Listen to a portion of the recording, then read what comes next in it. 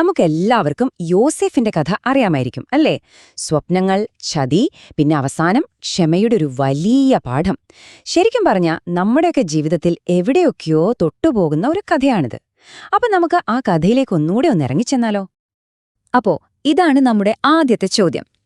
ഒരു സ്വപ്നത്തിന്, വെറുമൊരു സ്വപ്നത്തിന് ഒരു ജീവിതം മൊത്തത്തിൽ മാറ്റിമറിക്കാൻ പറ്റുമോ?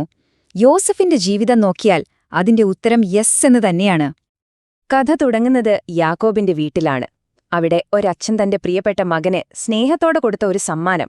അതാണ് സഹോദരങ്ങൾക്കിടയിൽ വലിയൊരു പ്രശ്നത്തിന്, ഒരു വെറുപ്പിന് തന്നെ തിരികൊളുത്തിയത്. അപ്പോ യോസെഫായിരുന്നു യാക്കോബിന്റെ കണ്ണിലുണ്ണി. ആ ഒരു സ്നേഹം കാണിക്കാൻ അപ്പൻ അവനൊരു കിടിലൻ വർണ്ണക്കുപ്പായൊക്കെ വാങ്ങിക്കൊടുത്തു. പക്ഷേ ഈയൊരു പ്രത്യേക പരിഗണനയുണ്ടല്ലോ, അതവന്റെ ചേട്ടന്മാരുടെ മനസ്സില് അസൂയയുടെ ആദ്യത്തെ തീപ്പൊരിയിട്ടു.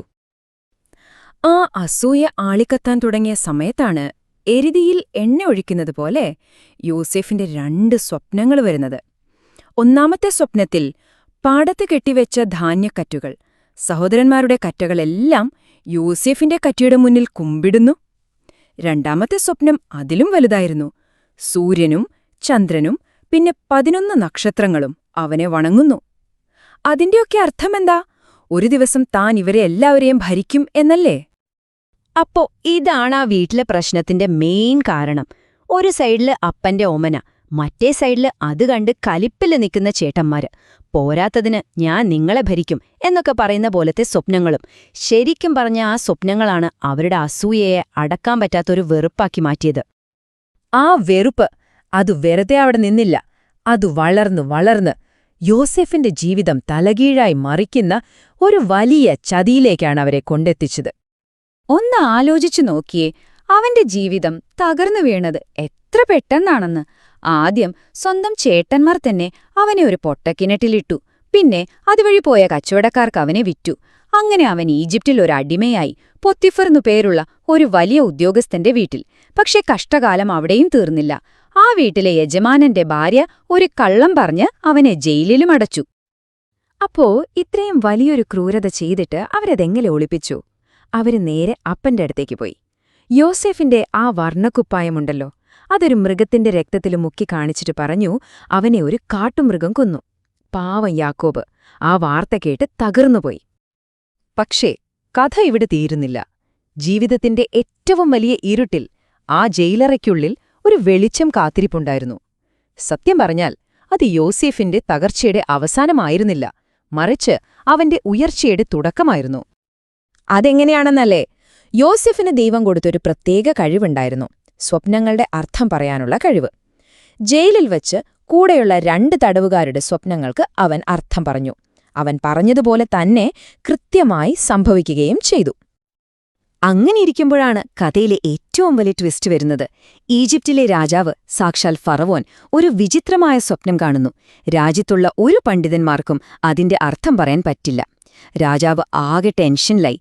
അപ്പോഴാണ് ജയിലിൽ നിന്ന് പുറത്തിറങ്ങിയ ആ പഴയ തടവുകാരന് ഓർമ്മ വന്നത്, സ്വപ്നം വ്യാഖ്യാനിക്കുന്ന ആ ചെറുപ്പക്കാരനെക്കുറിച്ച്.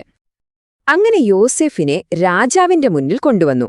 അവൻ ഫറവോനോട് പറഞ്ഞു, ഈ സ്വപ്നത്തിന്റെ അർത്ഥമിതാണ്.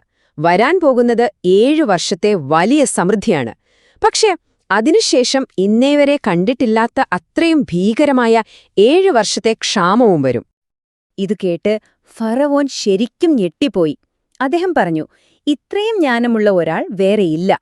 അപ്പോ തന്നെ തടവുകാരനായിരുന്ന യോസെഫിനെ ഈജിപ്തിലെ 2ാമത്തെ ആളായി ഭരണാധികാരിയായി നിയമിച്ചു. ആ വരാൻ പോകുന്ന ക്ഷാമത്തിൽ നിന്ന് രാജ്യത്തെ രക്ഷിക്കാനുള്ള ചുമതല പൂർണ്ണമായും യോസെഫിനായി. ഒന്നാലോചിച്ചു നോക്കൂ, അടിമ, തടവുകാരൻ, ഇപ്പോൾ ഈജിപ്തിന്റെ ഭരണാധികാരി. യോസേഫ് പറഞ്ഞത് അച്ചട്ടായി. സമൃദ്ധിയുടെ 7 വർഷം കഴിഞ്ഞു. പിന്നെ കടുത്ത ക്ഷാമം വന്നു. ആ ക്ഷാമം ഈജിപ്തില് മാത്രമല്ല, ചുറ്റുമുള്ള നാടുകളിലും പടർന്നു. അങ്ങനെ വർഷങ്ങൾ കടന്നുപോയി. വിധി വീണ്ടും ഒരു കളി കളിച്ചു. യോസേഫിന്റെ പഴയ ജീവിതം അവന്റെ മുന്നിലേക്ക് വീണ്ടും എത്തുകയായിരുന്നു. ധാന്യം വാങ്ങാൻ വേണ്ടി പല നാട്ടിൽ നിന്നും ആളുകൾ ഈജിപ്തിലേക്ക് വന്നു. ആ കൂട്ടത്തിൽ യോസേഫിന്റെ അതേ സഹോദരന്മാരുമുണ്ടായിരുന്നു. പക്ഷേ വർഷങ്ങൾ ഒരുപാട് കഴിഞ്ഞില്ലേ? തങ്ങളുടെ മുന്നിലിരിക്കുന്ന ഈജിപ്തിലെ വലിയ ഭരണാധികാരി തങ്ങൾ പണ്ട് കിണറ്റിലിട്ട് വിറ്റുകളഞ്ഞ സ്വന്തം അനിയനാണെന്ന് അവർക്ക് മനസ്സിലായതേയില്ല. ഇപ്പോ ഒന്നാലോചിച്ചു നോക്കൂ, അധികാരം മുഴുവൻ യോസേഫിന്റെ കയ്യിലാണ്. തന്നെ ഇഞ്ചിഞ്ചായി ദ്രോഹിച്ച സഹോദരന്മാർ തന്റെ മുന്നിൽ സഹായം ചോദിച്ചു നിൽക്കുന്നു. അവനെന്ത് ചെയ്യും? പ്രതികാരം ചെയ്യുമോ? അതോ? ഇനിയാണ് ഈ കഥയുടെ ക്ലൈമാക്സ്.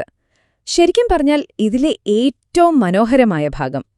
ക്ഷമയും ദൈവത്തിന്റെ വലിയ പദ്ധതികളുമൊക്കെ എങ്ങനെയാണ് ഒരുമിച്ചു വരുന്നതെന്ന് നമ്മൾ കാണാൻ പോവാണ്. സഹോദരന്മാരുടെ മനസ്സിൽ മാറ്റം വന്നിട്ടുണ്ടോ എന്നറിയാൻ യോസഫ് അവരെ ചെറുതായിട്ടൊന്ന് പരീക്ഷിച്ചു. അതിനുശേഷം അവൻ കരഞ്ഞുകൊണ്ട് സ്വയം വെളിപ്പെടുത്തി, "ഞാനാണ് നിങ്ങളുടെ സഹോദരൻ യോസേഫ്."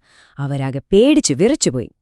പക്ഷേ അവൻ പറഞ്ഞ വാക്കുകൾ ഇതായിരുന്നു: "പേടിക്കേണ്ട, നിങ്ങളെന്നോട് ചെയ്തത് ദ്രോഹമാണ്. പക്ഷേ ദൈവം ആ തിന്മയെ ഒരു വലിയ നന്മയാക്കി മാറ്റി." പ്രതികാരത്തിന് പകരം അവൻ ക്ഷമയാണ് തിരഞ്ഞെടുത്തത്. നമ്മളൊന്ന് ചിന്തിച്ചു നോക്കിയേ, ആ സഹോദരന്മാർ അന്ന് ആ ചതി ചെയ്തില്ലായിരുന്നെങ്കിൽ എന്ത് സംഭവിച്ചേന്? യോസേഫ് അനുഭവിച്ച കഷ്ടപ്പാടുകൾ കൊണ്ടാണ് അവസാനം ആ കുടുംബം വീണ്ടും ഒന്നിച്ചത്, ഒരു രാജ്യം മുഴുവൻ പട്ടിണിയിൽ നിന്ന് രക്ഷപ്പെട്ടത്. ഇതിനെല്ലാം ഉപരി ക്ഷമയെക്കുറിച്ചും നമ്മുടെ ഒന്നും ചിന്തകൾക്കപ്പുറമുള്ള വലിയ പദ്ധതികളെക്കുറിച്ചുമുള്ള ഒരു പാഠം നമുക്കെല്ലാവർക്കും കിട്ടിയില്ലേ?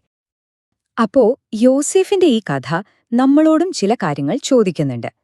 നമ്മുടെയൊക്കെ ജീവിതത്തില് ഒരുപാട് വേദനകളും തിക്താനുഭവങ്ങളുമൊക്കെ ഉണ്ടാവാമല്ലേ? മറ്റുള്ളവർ നമ്മളെ ഒരുപാട് ദ്രോഹിച്ചിട്ടുണ്ടാവാം. ആ തിന്മയും വെറുപ്പിനെയും മനസ്സിൽ കൊണ്ടു നടക്കുന്നതിന് പകരം അതിനെ ഒരു നന്മയാക്കി മാറ്റാൻ നമുക്ക് സാധിക്കുമോ? ക്ഷമിക്കാൻ നമുക്ക് പറ്റുമോ? ഈ ഒരു ചോദ്യത്തോടെ നമുക്ക് നിർത്താം.